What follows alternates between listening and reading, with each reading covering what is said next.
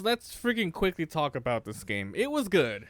So the name of this game, I don't want to mess the name up. So the game is Phantom Abyss. We just got through a couple runs. This is an early access game that has been in development for I don't know how long that is, how long, but they got published by Devolver Digital. This game has a really fun premise. First of all, this is a first-person action roguelite game where the goal is to collect relics through lots of different runs. Now, what makes it interesting is it's multiplayer somewhat. This is what they call asynchronous multiplayer, where you go to a different run and everyone who has been in that particular seed has all died except you. You are the only one who can make it in. But once you die, you become a ghost and someone has to go in and beat it. I think once someone actually completes the seed, it gets gone and then it re-rolls again. But pretty much, not only are they just ghosts, and that's what makes it cool. You can follow them, see where they go, but they also trigger stuff and open chests. So if there's a spike that pops up when you get near it, another guy can do it, and then you can see where the traps are. Things fall, walls close in, and bosses chase after you. Oh yeah, there's different bosses depending on it's randomized in the run. There are some bosses that will just straight chase you and kill you if they catch you. Sometimes they shoot heat rays, poison rays, etc. Then you're going to be collecting keys to unlock different whips, and these whips, they're good and bad. They obviously give you a benefit, like maybe you'll get more health, maybe you can whip farther, but then you also get something bad, like you can't stand in water or you lose 1 HP for that run. And if you end up dying, you lose that treasure.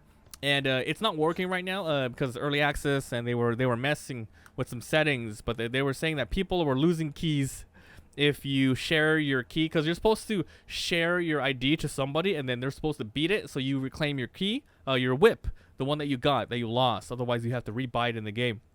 And you find all these treasures just by simply going in and finding common and uncommon keys. Now, it's also really interesting because it delves more into the roguelike aspect, where not only is the map different, but then you get different upgrades and buffs. So you can go straight to the end, or you can sometimes go off the beaten path to not only get perma upgrade keys to unlock things, but you get money which are used at different sections in your run for choices and to upgrade your character. You can sometimes not take damage, gain an extra heart, have a double jump, whip faster, etc. It's really cool.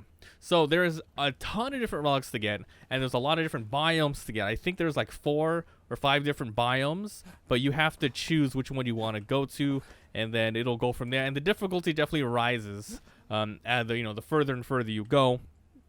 But yeah, this game has a lot of cool ideas. Like I said, the asynchronous multiplayer. It's cool because I played a run that lasted around 40 minutes, and through that, it was me and one other character that got to the very end, and I followed him the whole way. We both died in the exact same area, which was kind of unfortunate. I was so close to beating that run.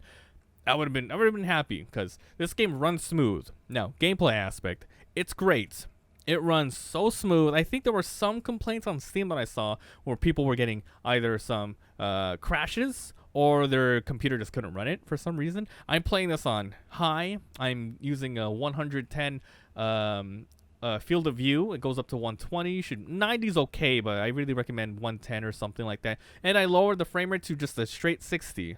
A straight 60, kept motion blur on, etc. I highly recommend that you play this with a keyboard and mouse. Definitely don't use a gamepad unless you have to. It is not good. This game requires very high twitch movements and very fast-paced decisions on the fly, and you cannot do that if you're limited by the controller's sensitivity. You cannot move your camera fast enough to just get to areas. So this isn't a shooter, but it's still very precise platforming. So it's fun. There's a lot of content here. Obviously, it's the same thing over and over for now, but which is, go through traps, get to the end. And there's only a certain number of traps, so you will get used to them. But it's the way that it's set up, and then as you play, you'll figure out, okay, there's gonna be treasure if I just go behind this rock, etc. So things will become familiar as you play. But what keeps it fresh is just the amount of pressure put on you to finish a run and not get hit, because you die, you lose a lot of progress. And of course the consistent upgrades in this, the slowly ever increasing difficulty, This game is for those who just want to do an endless runner. It's an endless runner. That's pretty much it. So that's it for this game. It's pretty cool. I'll definitely play more. I can't wait to see what more content comes out.